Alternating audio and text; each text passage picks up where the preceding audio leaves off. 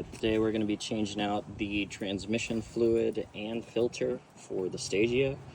As you can see, I have the Nissan original parts. This transmission does take Nissan Matic D transmission fluid, so we were able to get some. I will give you all the parts at the end of the video. And we will be only replacing the pan gasket, as well as the strainer and the O-ring that helps seal the strainer into the valve body. Alright, so transmission pan is here, drain plug is in the corner. Unfortunately, to be able to remove this drain pan, which I've already removed the bolts, these are the oil cooler lines for the automatic transmission.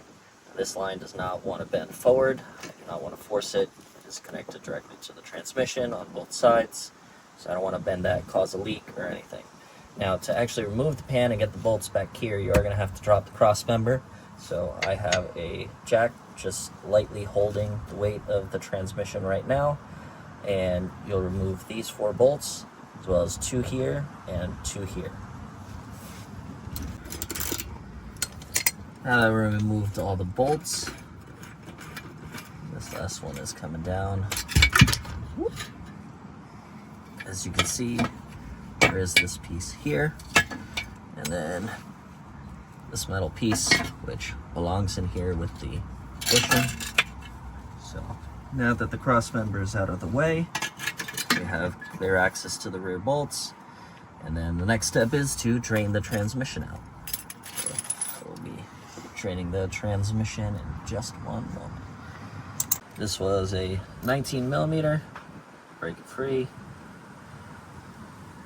Now, this oil was changed about a year ago, and when it was initially changed, the vehicle had approximately 20,000 kilometers. So this is it with 130,000 kilometers right now. Dark red, not brown. Hopefully no metal sparkles when we pull off the pan and look at the magnet, which is right here, identified by the indent on the pan. Alright, now that we got all the bolts out, the pan does sit offset. So this side is lower than this side.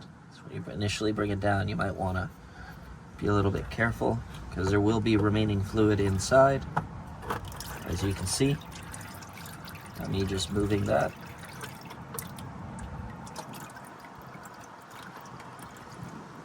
So now the only part that's giving me a slight issue is this top corner. We drain some more fluid out of it.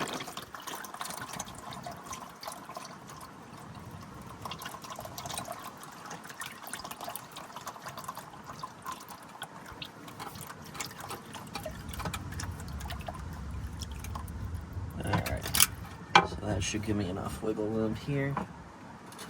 Move this down. Alright, so now, place the pan up here. Here is the filter. 1, 2, 3, 4 bolts. They're all 10 millimeter and should come out relatively quickly. Keep in mind, this is the dipstick to measure the transmission fluid, so don't try to pry on it or pull on it.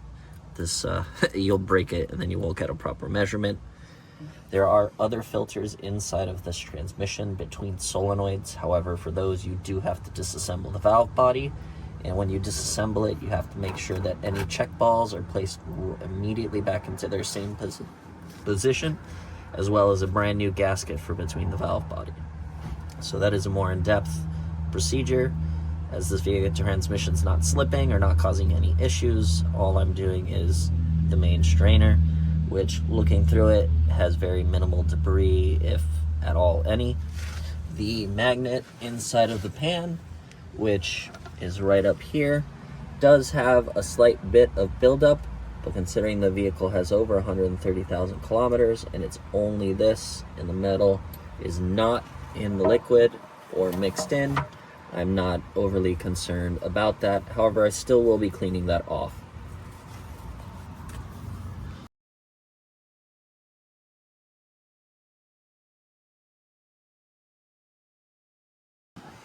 Alright, so I was able to wiggle the oil filter out. Do make sure that the O-ring comes with. that it's not stuck in here. If it does stay stuck and there is no that come out, when you put the new one in with the new O-ring, it may leak, cause air bubbles, and a whole bunch of issues. There is very little debris at the top, and there is none in the filter at the bottom. So very minimal debris for a transmission that's currently at 130,000 kilometers. As for the new filter, the installation is the same. So seal here, I still take a little bit of oil, place it on the O-ring, that way it does not get pinched. And when you place it in, you may have to slightly wiggle back and forth gently while pressing upwards until it sits. Now, these two cables right here were on top like this when I took it out, so I'm returning them to their position. These 4 bolts are all the same length, so you just thread them back in. Now, they weren't very tight. Honestly, they were minimally tight, so I wouldn't recommend torquing them down too much when installing them again with a wrench. Just very minimal amount of pressure to hold this together, as you do not want to over torque a valve body and cause damage.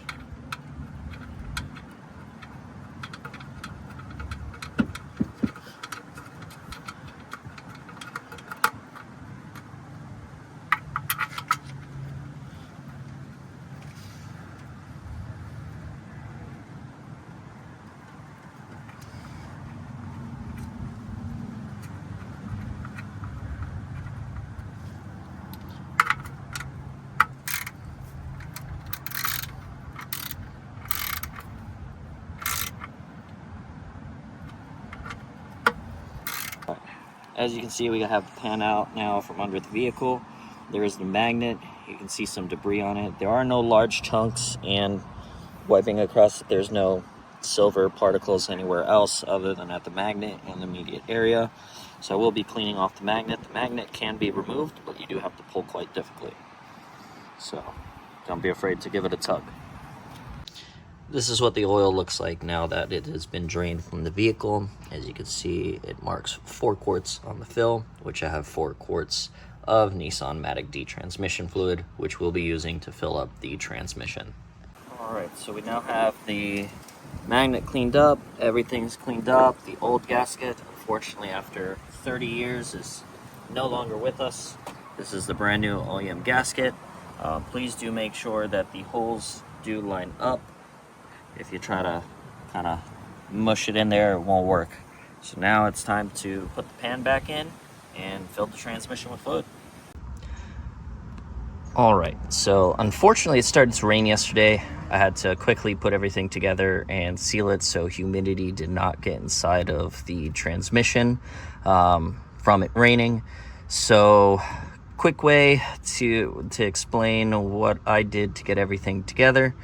So the pan, once of course the cross member was still off and everything, once I got the pan with the gasket, I had to angle it with this half upwards and the back of the pan a little bit down.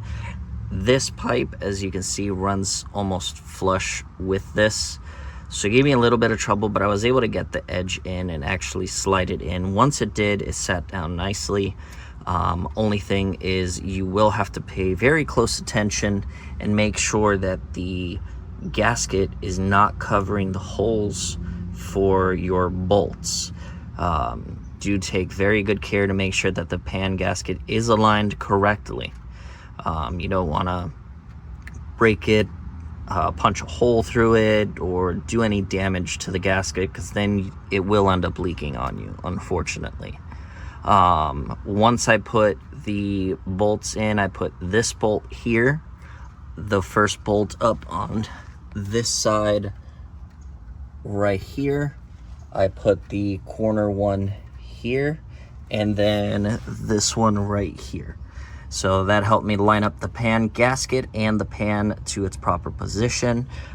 Before it is installed, take care to scrape any debris off of the actual transmission side itself. Make sure that that surface area is clean, as well as the pan. That way the gasket can seal properly. Now, once all those are in, as you can see, there are 2 extra bolts here. These are for the brackets. Now, the bracket connects to this bolt right here, which is the furthest one to the closest to the driver's side of the vehicle. And then there's going to be one more here, and then the next one is the other one that connects the bracket. The bracket's just a little kind of like L shape that helps hold these bolts right here. So do make sure you install these brackets before you tighten down and install those bolts. If not, you'll have to take them off and then reinstall the bracket and then put them back in. Now, as you can see how close this is to here, I had to get a screwdriver, stick it between here, and ever so slightly pry up just enough to get the sockets and the ratchet in there. That way I could actually tighten those down. As for the actual cross member, these bolts right here, they will be attached to the transmission mount. So when you drop this, the transmission mount will stay attached to the transmission. So to mount it, you have to make sure that you line these up first. If you try lining up the sides, you may get it to where this side will line up, but the bolts won't necessarily line up. So always line up these 4 bolts first, and then the rest will fall into place. These are 12mm bolts, nuts. So a 12mm will allow you to tighten and release these. The outer ones, which are located right here, are 14mm. One difference you may have noticed earlier in the video is that this little like giant washer or shape of metal here, bracket, whichever you want to call it, is supposed to go on this side. So the other side down here does not have one from factory. Only the side closest to the exhaust has one. So I tightened those down. As far as placement for the transmission, I chose this flat area right here, as there's also bolts there. I did not go on this side, not because it can't be done, but because of these cables and everything in the way, as this is your, for mine, this is part of the shift linkage for mine that allows me to shift the transmission into gear. So I didn't want to damage it. I didn't want to take a risk of it getting damaged in any way. So I chose this flat area. Now that it's all in, all I have to do is fill the transmission with 4 quarts of fluid. So we're here now getting ready to pull the dipstick so I can add the transmission fluid to the engine. The dipstick is actually hidden right here.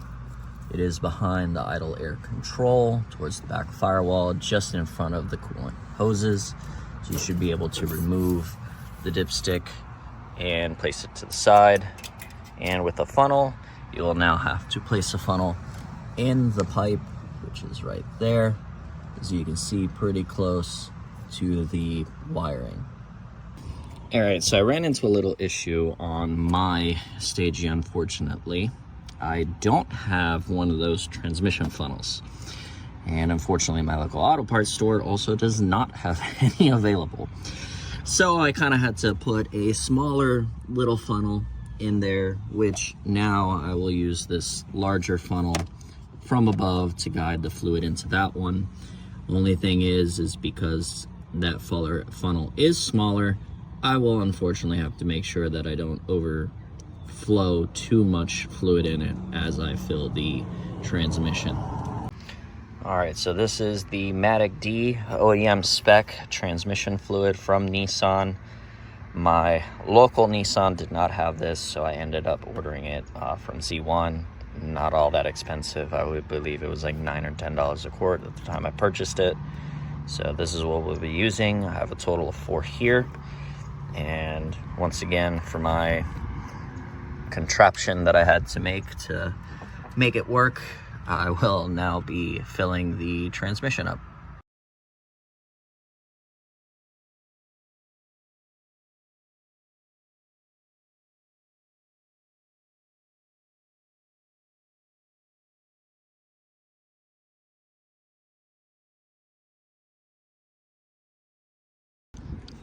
Alright, now that the dipstick has been reinstalled and the transmission is full of 4 quarts, which is what I measured that came out, I'm going to back the vehicle off the ramps and measure it on a level surface. Do not try to measure the fluid while the vehicle is at an angle. You will get an incorrect reading.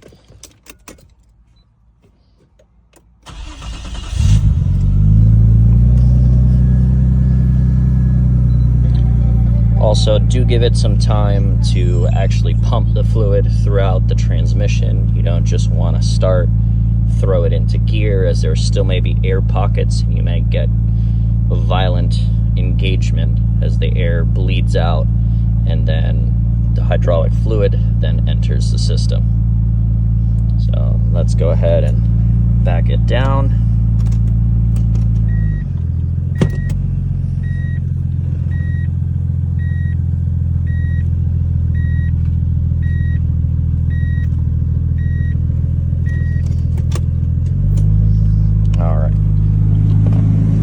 Now that the vehicle is down on level ground, I will let it idle till it reaches a semi-warm operating temperature, ensuring that the fluid has circulated throughout the transmission, and then I will check the fluid level. And remember to check the fluid level while the vehicle engine is running. And now that the engine has warmed up to operating temperature, I'm going to double check the fluid level on the transmission.